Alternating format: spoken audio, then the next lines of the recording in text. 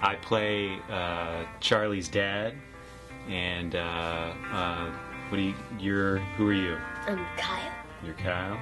Hello, my name is Seth Jewett. I am the director and the creator of In the Bedroom, and today we're doing an episode called The Snoring Future, and the story is pretty much about a kid named Kyle that is having to share his bed with his father because they're staying at their grandmother's house, and he snores and burps and farts in his sleep, and it just becomes pandemonium for the child. Ready?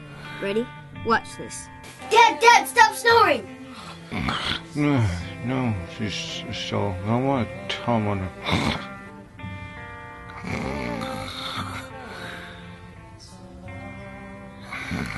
A parade could come to this room and he wouldn't respond.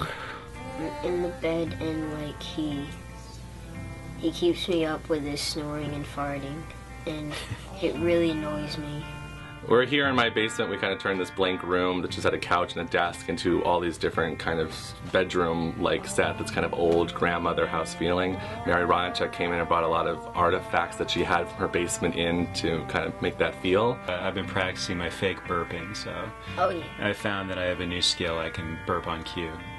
I can do that too. You can too? Yeah. Nice.